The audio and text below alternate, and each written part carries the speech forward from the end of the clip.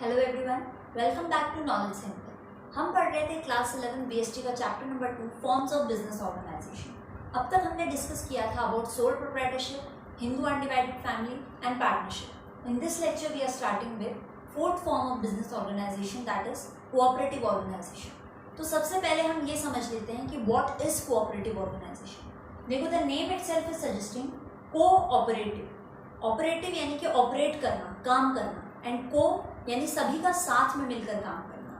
तो बेसिकली हम कह सकते हैं कि कोऑपरेटिव ऑर्गेनाइजेशन एक ऐसा वॉलंटरी ऑर्गेनाइजेशन है जिसमें बहुत सारे लोग जो हैं ज्वाइन होते हैं टुगेदर, ताकि वो म्यूचुअल हेल्प के लिए काम कर सकें, एक दूसरे की हेल्प करने के लिए वो काम साथ में मिलकर काम कर सकें। कोऑपरेटिव ऑर्गेनाइजेशन का एक मोटो होता है, एक स्लोगन होता है, each for all and all for each, यानी कि सभी लोग जो हैं एक दूसरे की हेल्प के लिए आपस में साथ में मिलकर एक वॉलंटरी ऑर्गेनाइजेशन फॉर्म करते हैं। अगर हम नंबर ऑफ मेंबर्स की बात करें तो minimum number of members which are required for the formation of cooperative organisation is 10 लोगों की ज़रूरत होती है मिनिमम, ताकि वो वॉलंटरी रूप में कंबाइन होकर एक एसोसिएशन फॉर्म कर सकें।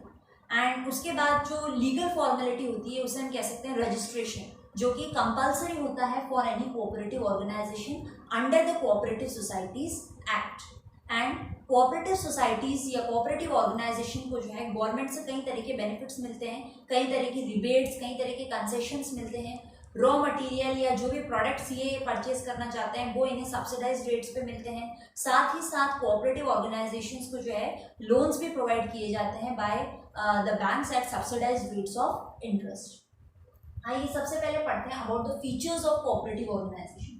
First is voluntary association. जैसा कि हमने अभी बात किया कि किसी भी अलग अलग बैकग्राउंड के कोई भी 10 लोग या 10 से ज़्यादा भी हो सकते हैं, आपस में मिलकर कंबाइन होकर काम करने के लिए एग्री हो जाते हैं। मोटिव सिर्फ एक होता है, म्यूचुअल हेल्प। किसी तरह का कोई रेस्ट्रिक्शन नहीं है, कोई बाउंडेशन नहीं है, कोई मिनिमम क्वालिफिकेशन सेट नहीं की गई है एसोसिएशन के लिए या मेंबरशिप के लिए। कोई भी लोग आपस में आकर एक कलेक्टिव मोटिव के साथ काम स्टार्ट कर सकते हैं। Next is equal voting rights. Her member को एक वोटिंग राइट दिया जाता है, चाहे मान लीजिए एक मेंबर का जो कैपिटल कंट्रीब्यूशन ऑफ कैपिटल है वो बहुत ज़्यादा है और उसके कंपैरिजन में दूसरे मेंबर का काफ़ी कम है, लेकिन फिर भी ज़्यादा वाले को भी एक ही वोट का राइट दिया जाएगा एंड कम वाले को भी एक ही वोट का राइट दिया जाएगा। कहने का मतलब है कि डेमोक्रेटिक प्रिंसिपल फॉलो होते हैं। ईच पर्सन को एक मतलब वन पर्सन को वन वोट का राइट जो है वो दिया गया है, irrespective of capital contribution, irrespective of economic status. Next is service motive. भाई कोऑपरेटिव ऑर्गेनाइजेशन का जो बेसिक मोटो है फॉर्मेशन का, that is providing service, mutual help. एक दूसरे को हेल्प आउट करने के लिए, सोसाइटी को सर्विस प्रोवाइड करने के लिए ये ऑर्गेनाइजेशन जो है वो फॉर्म होती है। इसीलिए इनका जो मेन मोटो है वो यही है, each for all and all for each, यानी कि सर्विस जो है, प्रॉफिट अर्निंग भी एक मोटिव है, लेकिन that is coming on the secondary place. जो हमारा प्राइमरी ऑब्जेक्टिव है या प्राइमरी मोटिव है, that is service. Next is separate legal entity. जैसा कि हमने अभी डिस्कस किया था कि कोऑपरेटिव ऑर्गेनाइजेशंस का जो है रजिस्ट्रेशन कंपलसरी होता है under the cooperative societies act. तो एक बार रजिस्ट्रेशन हो जाने के बाद ऑर्गेनाइजेशन जो है अब मेंबर्स के नेम से नहीं जानी जाएगी, अब वो जो है उसका एक सेपरेट लीगल एग्जिस्टेंस है, एक अलग कानूनी तौर पर एक पहचान है, एक आइडेंटिटी है, और ऑर्गेनाइजेशन खुद के लीगल स्टेटस से जानी जाएगी। अब खुद का लीगल स्टेटस, एक पहचान, एक आइडेंटिटी ऑर्गेनाइजेशन को मिल गई है, तो ऑर्गेनाइजेशन को इससे क्या बेनिफिट होंगे?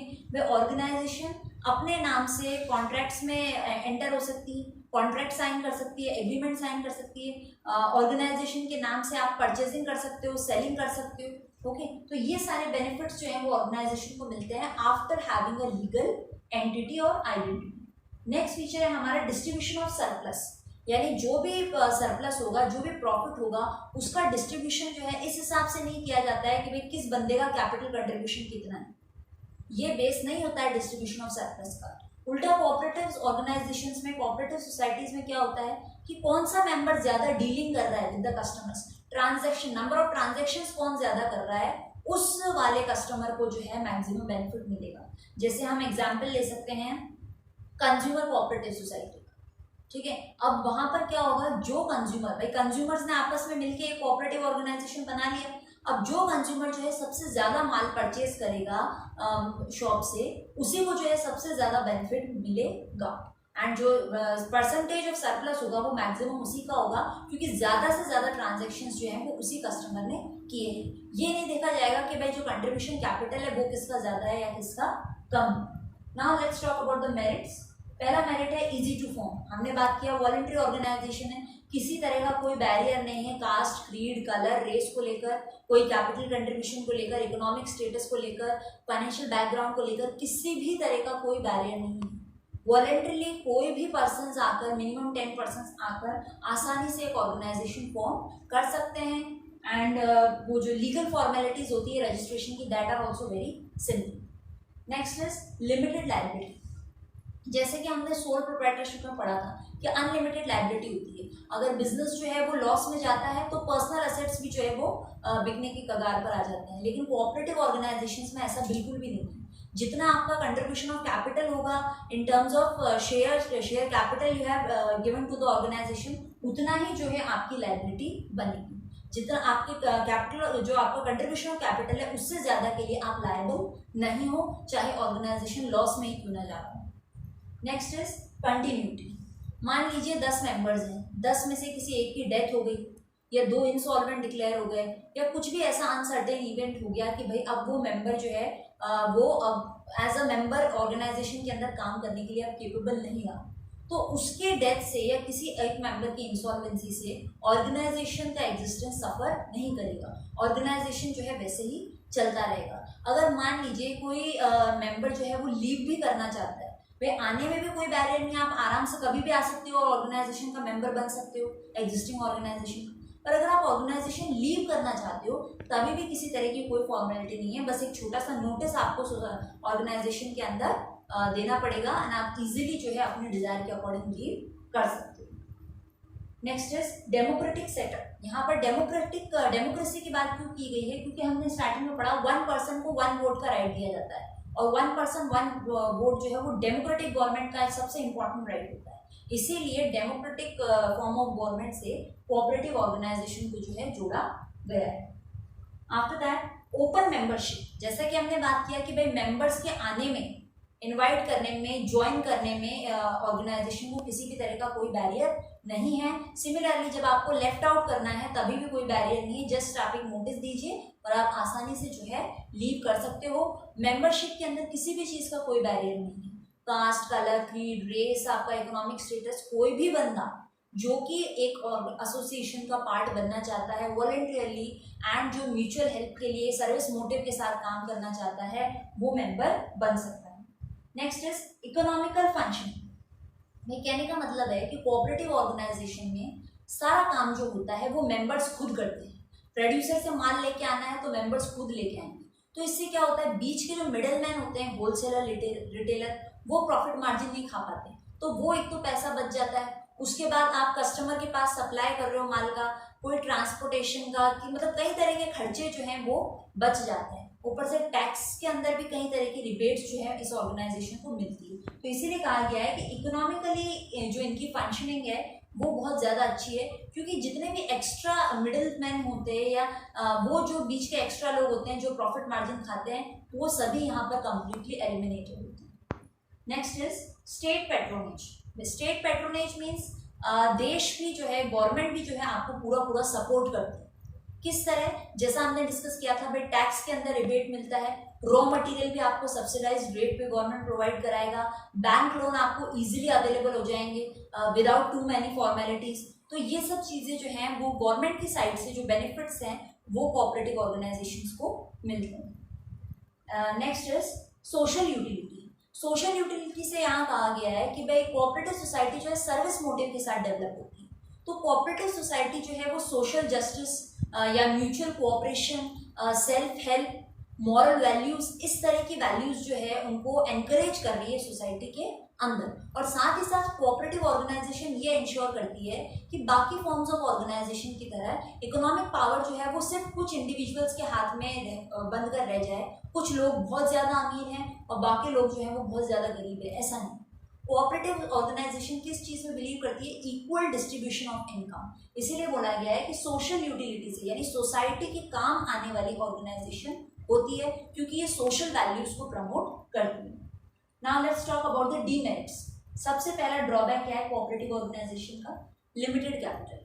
क्योंकि देखो मीडियम इकोनॉमिक बैकग्राउंड वाले लोग आते हैं जो साथ में काम करना चाहते हैं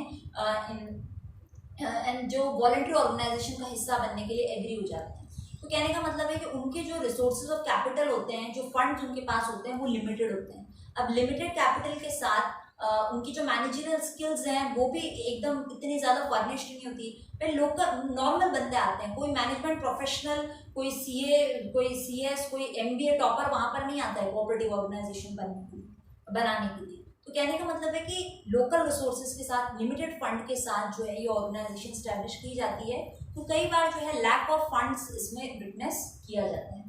नेक्स्ट इज इनएफिशिएंट मैनेजमेंट। जैसे कि अपन ने अभी बात किया कि कोई ट्रेंड मैनेजमेंट प्रोफेशनल्स या बहुत ज़्यादा अच्छे पढ़े लिखे मैनेजमेंट स्टडी करे हुए लोग जो हैं इसका हिस्सा नहीं बनते हैं। क्यों? क्योंकि यहाँ पर जो सैलरी है, जो इंसेंटिव मिलेगा, वैसा कुछ अट्रैक्टिव अपीलिंग होता नहीं है। तो लोकल लोग अपनी लोकल स्किल्स, अपने पास्ट एक्सपीरियंस के अकॉर्डिंग जो है ट्रांजेक्शन्स को कैरी फॉरवर्ड करते हैं। इसीलिए कहा गया है कि मैनेजमेंट जो है वो अप टू द मार्क नहीं है। Next is no motivation. भाई किसी भी तरह का मोटिवेशन नहीं मिल रहा है इन्वेस्टर को। भाई कोई भी बंदा कोऑपरेटिव ऑर्गेनाइजेशन के अंदर बहुत ज़्यादा कैपिटल क्यों इन्वेस्ट करेगा जब आपको पता है कि आपको बहुत अच्छा गुड अमाउंट ऑफ रिटर्न नहीं मिलेगा? क्योंकि इन लोगों के पास लिमिटेड कैपिटल है, लिमिटेड ट्रांजेक्शन्स होते हैं, तो रिटर्न काफ़ी अच्छा आपको नहीं मिलता है। और ऊपर से अगर आप एज अ मेंबर बहुत ज़्यादा हार्डवर्क कर रहे हो तो आपको ये भी पता है कि किसी भी तरह का कोई एक्स्ट्रा बेनिफिट आपको मिलने वाला नहीं है।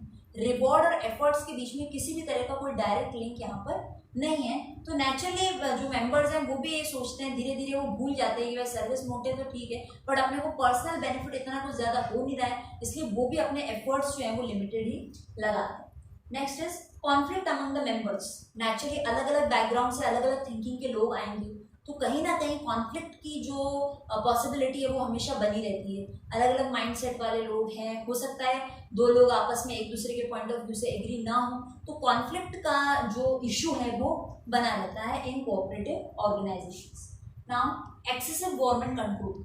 भाई हमने पढ़ा कि गवर्नमेंट सब्सिडाइज रेट पे मटेरियल भी दे रही है, सब्सिडीज भी देती है, टैक्स रिबेट्स भी दे रही है, कई तरह के कंसेशंस दे रही है। तो गवर्नमेंट इतने सारे बेनिफिट्स प्रोवाइड आसानी से आपको नहीं करेगी। गवर्नमेंट आपके ऊपर टोटल सुपरविजन रखेगी, अपना पूरा कंट्रोल रखेगी।